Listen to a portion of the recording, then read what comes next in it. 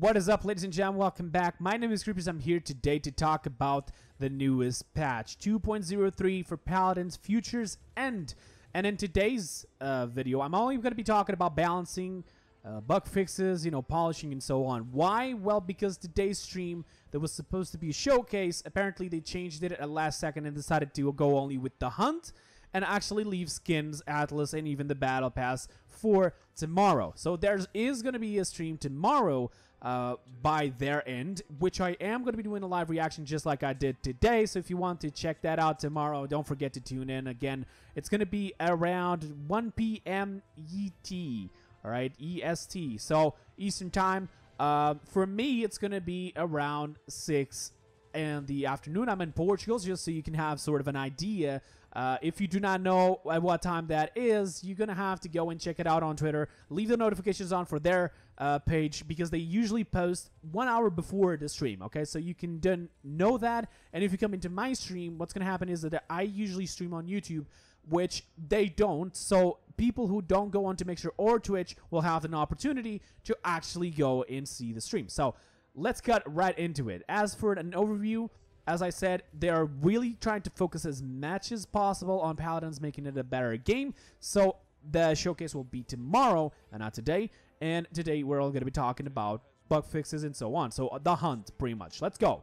Let's get right into it. So the hunt, this is what they had to say. The team is reworking the game's match lobby from the grounded up due to the persistent players' frustration. The reasoning the match lobby is so buggy is because it is very old and it has existed in the game for its entire life. So the team has been spending time over the last few development cycles rewriting the cycle and ensure the new match lobby is more modular, sustainable, and be less buggy, and make it possible to add new features without breaking the lobby. The next patch will be delayed so the team can really focus on testing the new match lobby. So there's going to be a new match lobby. I don't know if they're talking about visual changes or the way that we actually pick the champions. You know that there are some bugs that are already occur sometimes when, for example, you crash on the selection while going into ranked modes. Because that sort of leaves the band still there. Some people have seen this before, or sometimes you can't even pick a character initially because it just blocks you when you're the first person to pick or ban. So they're trying to fix that, and they're also trying to fix the part where some people who are getting into the loading profile, just literally getting stuck there.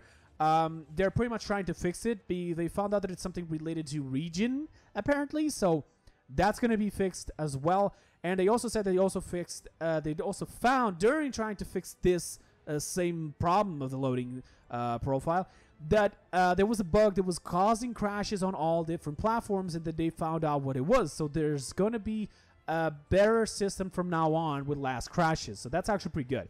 Let's go into the champion bug fixes. So for example, the bug that Buck had of where he would shoot like uncontrollably after you get like basically CC'd. So basically stunned and so on the precise moment that he's about to use the ultimate while he's doing the animation, he would pretty much become like a Buck machine gun. Okay, so that was there. They said they fixed it. Jogos, they fixed an issue where his booster would get locked out if you tapped into menus. That's done as well. In money, they fixed an issue that both the Frost Bolts and the Powerball were not being affected by Haven, and they also fixed an issue where Kronos was not affecting the Frost Bomb. So that's actually pretty cool. Maldamba, they said that they fixed an issue to his Ritual Magic card that it wasn't working with the Kronos Curse talent. They also fixed the problem. This is one of the biggest problems they actually fixed, which is something that a lot of people actually wanted, was the Pip potion bug. You guys probably already seen this one before. It's Pip. You would get locked of using his potion. You could still throw it, but it would never heal anybody. It wouldn't go on cooldown or anything. So now they fixed it. This would happen pretty much for you to get too close to people. So they said that they fixed it, or I'm not entirely sure. They said that they fixed it. So we gotta wait to see. So Terminus, this has probably the one that has it was most anticipated, so to speak. They fixed an issue where you would get locked out of abilities caused due to client server desync and his Calamity Blast. So what would happen is if you were to try to shoot a Calamity Blast, but the server was sort of not get the right information, it would assume that you had more Calamity Blasts to shoot than the ones you actually were trying to shoot. So it would lock you from doing anything else until you probably shoot another Calamity Blast. So we would say, okay, no, or never mind. It's all good. You can go back to work. So this is fixed. It's actually one of the major issues with Terminus, so that's actually pretty good. It is actually fixed. They also fixed the bug for both the two cards. It watches an abomination. Pretty much if you would get killing blows with either one of these two cards, you wouldn't gain the necessary benefits. So now it is actually good. General bug fixes, okay? They fixed an issue where player profiles would crash during loading. This is the one that I was mentioning. Was also fixed in a hotfix, by the way.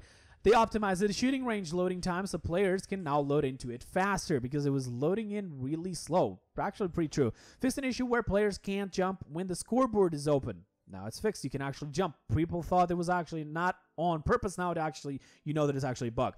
Fixed an issue where completing Battle Pass challenges where you would get spam from the pop-ups. That was also happening to me. Glad that I actually fixed it. There's a lot of here, a lot of them. There's also a visual issue where purchases champs would be grayed out in champion selection. That's actually pretty weird. I actually never saw that one happen, but that's actually good that it's actually fixed. They also fixed an issue where Battle Pass chests couldn't be rolled to earn boosters if everything else in the chest was unlocked. So I'm finally going to be able to open my chests and get boosters, because why not? There's also map fixes, and I'm just going to give you the names of the maps and probably talk about the worst one of them. These map changes, this map fixes go from, for example, fixing collision issues to, like fixing a hole in the ground which would swallow up like grenades or mines or bullets and so on. Never characters, but always like sort of the projectiles. And some of them even fix collision issues with deployables, like for example on ice mines the dragon can no longer go through the closed gates in the middle. If you guys know, that opens after capturing the point. Now he cannot no longer do that again. In Bright Marsh, that was the hole that I'm talking on the ground where they would get a collision in the ground. Things were disappearing through the ground for no apparent reason. Dragon Arena, for example, you could actually go through behind the map by going through some rocks on the right side. If you are on the lower part of the map and you go to the right side all the way to the back, you could go through the rocks and actually go on the outside of the map. If you could go, like for example with a Drogo's worm jets, you could even go on top of the map, which is weird. It was really crazy, and you can actually shoot from there and never fall down to the ground. They fixed a bunch of other things like specific holes, for example on fish markets, Jaguar Falls, Magistrate's Archives, Moderate's Port, Shattered Desert, and Warder's Gate. Most of them are pretty much places where you could clip through, or pretty much holes or even collision issues that would actually make your character collide with the environment. So now these are some of the changes. In the future, we're going to get more. So the rest of the things that I'm about to mention right now is things that already occurred on hotfixes. So, for example, they fixed an issue where the gamepad crossplay settings would let people be in games with keyboard and mouse players. So even if you had that option enabled, it wouldn't work. Re-enabled the rank it. This was on the hotfix. Fixed an issue where Mac players would experience a crash upon client launch. Fixed an issue where the End Times quest play 5 games was not working. Fixed Xbox players. They forgot the word. Fix an issue where Xbox players would not receive the Champion Founders Pack after the merge, so the cross progression. Fix an issue where players would get stuck on the loading profile screen. So there we go. There's also an incoming hotfix which will fix the ranked gamepad. All right, so that is it for now. As for the rewards and so on, that's pretty much it. Then let's talk about balance. This is the nerfs and buffs and so on. This time I'm going to be really fast. Dredge, ability shortcut. Allies can no longer go through it. The card, Heavy Away. This was giving you reload. No longer will give you reload after using broadside. Instead, if you do hit with broadside, it will reduce the cooldown of Harpoon.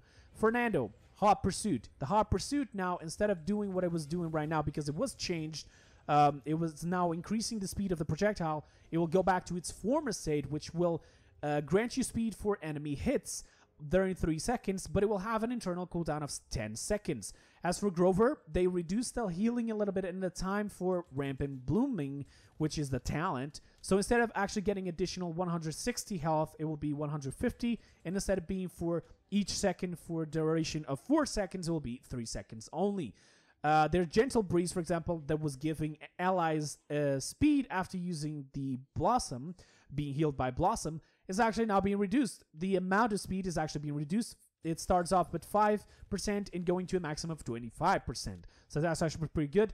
There's also hitting an enemy with crippling throw heals you for 50 and so on. This was the card, the chopper, so now it will give you a little bit more sustainability. As for Genos, at the astral mark, instead of giving you 5% upon initial application of extra health to the allies, it will actually give 300. It doesn't matter which champion you're hitting with it, it's always 300.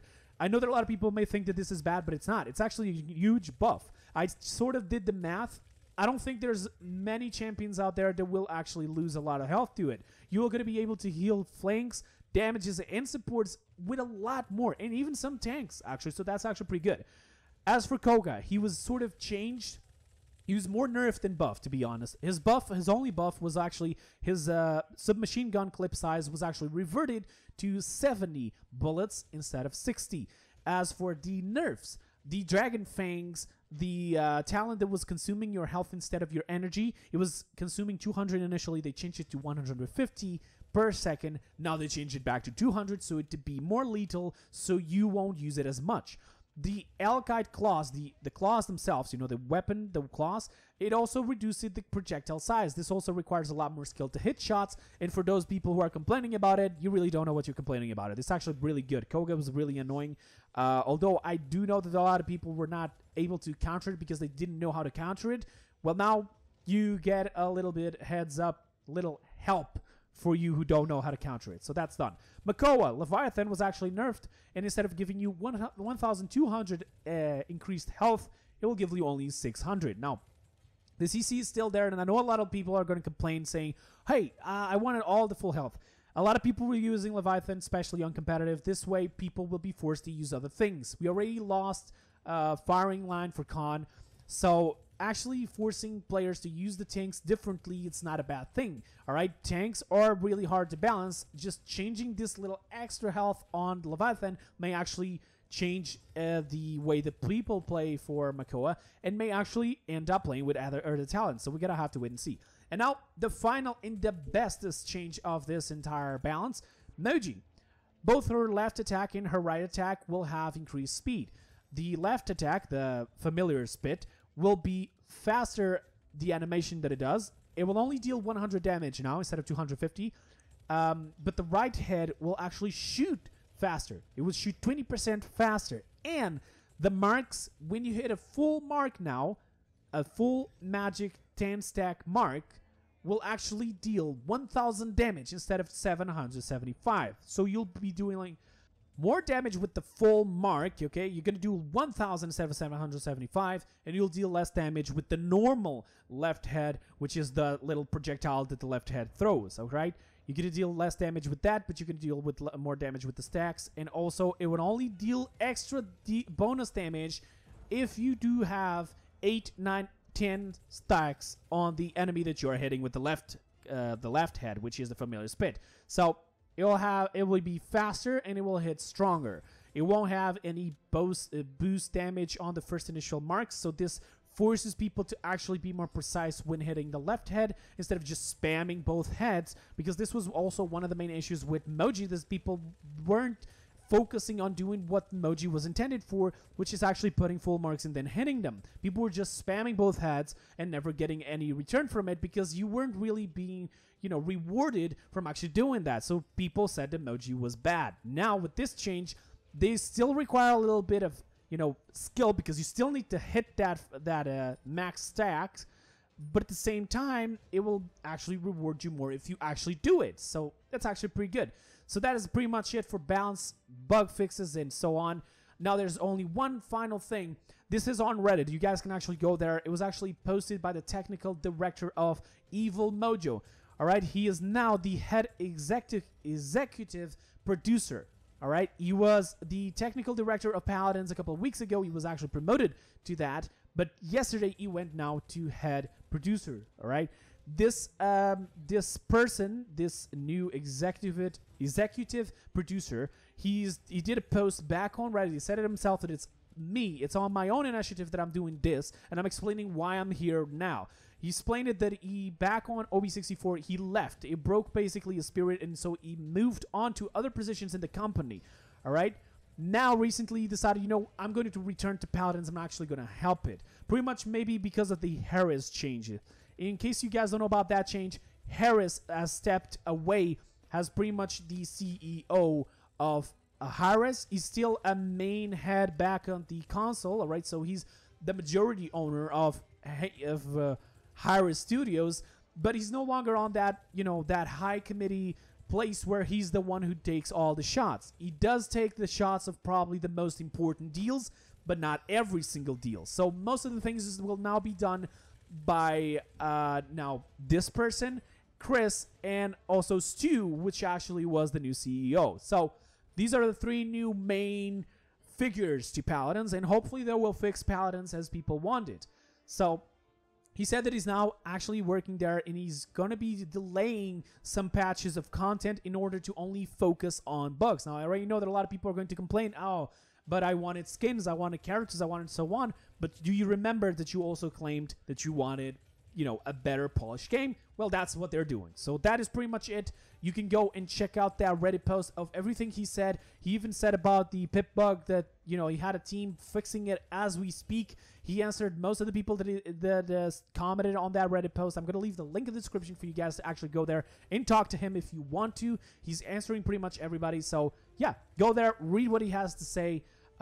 He does put a lot of valid points in there, and I will also leave the link to the Paladins 2.03 patch notes, the mega thread back on Reddit with all the information for the hunt and so on that just occurred today on their stream. So that is pretty much for this video, guys. I hope you guys enjoyed. I'll see you guys tomorrow back on the stream for the showcase of the content for Futures and on Paladins 2.03. So that's pretty much it. See you guys next time, and until then, have a wonderful time.